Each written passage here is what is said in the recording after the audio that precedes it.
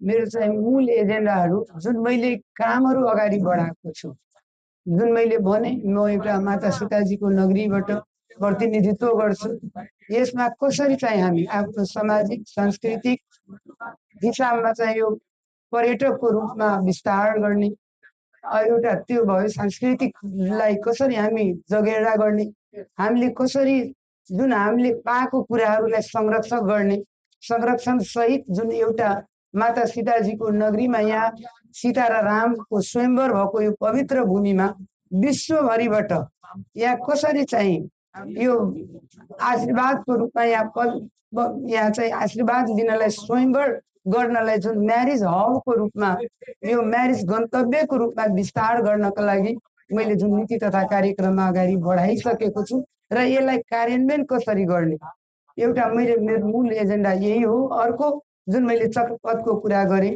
र यहाँ चाहिँ सबै किसिमको जुन रोजगारीका समस्याहरूको कुरा मैले गरेँ, पुरानो उद्योग सञ्चालनमा ल्याइकन मैले नामै भन्नुभयो भने जनकपुर चुरोट कारखानालाई कसरी सञ्चालनमा ल्याउने भनेर मैले त्यो काम पनि त्यो अध्ययन कमिटी बनिसकेर अर्थ मन्त्रालयबाट नीति तथा कार्यक्रममा पनि बजेटको व्यवस्था त्यसको चाहिँ अध्ययन गरेर बजेटको व्यवस्थापन गरिकन पहिला अध्ययन गर्ने त्यो सञ्चालन हुन सक्छ कि सक्दैन, त्यसमा मेसिनहरू काम लाग्छ कि लाग्दैन, यो कुरा भयो।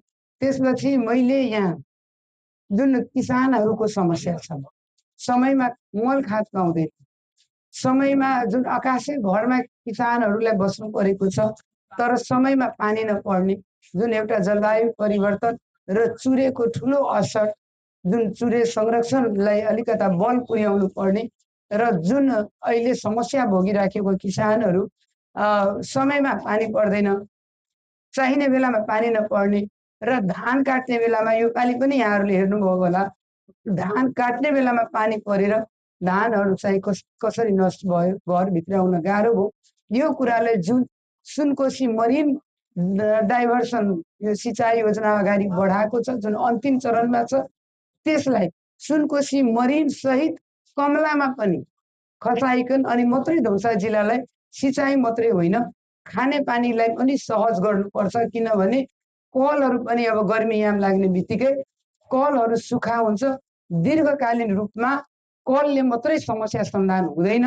त्यसैले यो कमलामा यो सुनकोशी मरिनलाई कमलामा र हामीसँग भएको कोशी नदीलाई पनि मध्य प्रदेशमा चाहिँ त्यो पानीलाई सिँचाइ र खानेपानीको रूपमा चाहिँ विस्तार चाहिँ दीर्घकालीनमा गर्नुपर्छ र अहिले तत्काल चाहिँ यो कलहरूको जुन आवश्यकता छ, लेयरहरू घट्दैछ, त्यो कलहरूको व्यवस्थापन गर्नेतिर यो खानेपानी स्वास्थ्य र शिक्षातिर चाहिँ मैले बढी जोड चाहिँ दिएको छु।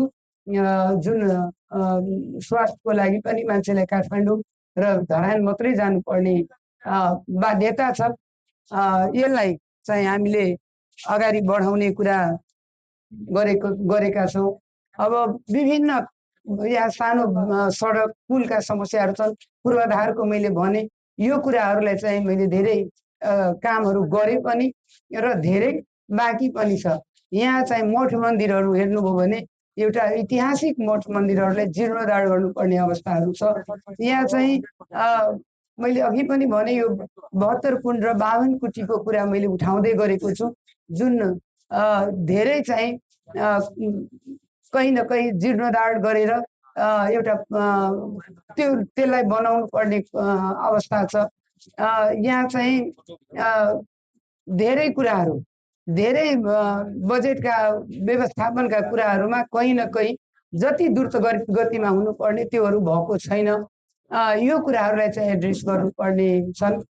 यहाँ रोजगारीका कुरा मैले भने, जुन नयाँ उद्योगहरू कसरी यहाँ खोल्ने, त्यसका लागि यो भिटा मोडका जुन थर्ड कन्ट्रीबाट चाहिँ हामीले जुन अहिले विराटनगर र वीरगञ्ज चाहिँ जानुपर्ने उद्योगिक व्यवसायको बाध्यता छ, यो चाहिँ कोभिड बेलादेखि बन्द भएको मैले धेरै पहल गरेँ कि यो चाहिँ थर्ड नाका चाहिँ खुलोस् भिटा मोड र जठीको यहाँहरूले हेर्नुभयो भने यति पुरानो नाकाको आफ्नो भवन छैन, आफ्नो भवन छैन, अहिले पनि भाडामा छ।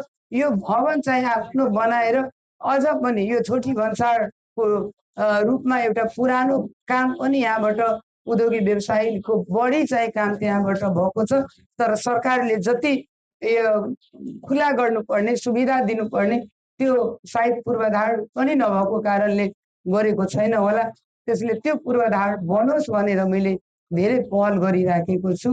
र यहाँ चाहिँ अब खास गरेर भन्नुभयो भने घरेलु हिंसा होइन, महिला हिंसा, दहेजका कुराहरू, अझ पनि विभिन्न खालका हिंसाहरू महिलाहरूप्रति छन्। घटनाहरू दिनदिनै भइराखेको छ। खुला सीमाहरू छ। सीमा सुरक्षाका कुराहरू मैले गरेको छु। कतिपय सीमाको ठाउँमा पुल नभएर अहिले पनि मिथिला परिक्रमा चाहिँ भइराखेको छ। भोलि यहाँ परिक्रमा पनि आउँदैछ। थलीघाटको मैले कुरा गर्न चाहन्छु। त्यो एकदमै थलीघाटको पुल बन्नु आवश्यक छ। जुन अहिले नदीको बाटो त्यो परिक्रमा चाहिँ धेरै जसो दिदीबहिनी नै परिक्रमा भाग लिनुहुन्छ, जानुहुन्छ तीर्थमा, र त्यो पुल नभएको कारणले त्यो नदीबाट धेरै दुःख गरिकन पार गर्नुपर्ने अवस्था छ। त्यो मैले बेली ब्रिज भए पनि राख्छु र त्यहाँ चाहिँ बनाउनु आवश्यक छ भनेर सुरुवात गरे।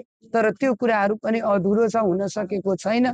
कहीँ न कहीँ काम गर्दै जाँदा कुराहरू अधुरा भएका कामहरूलाई अगाडि चाहिँ बढाउँछु। धेरै जसो मैले शिक्षा, स्वास्थ्य, महिला सशक्तिकरण र किसानका कुराहरू र पूर्वाधारतिर चाहिँ मैले मोटामोटी भन्नुभयो भने मैले त्यो कुरातिर बढी जोड चाहिँ दिएको छु। धन्यवाद।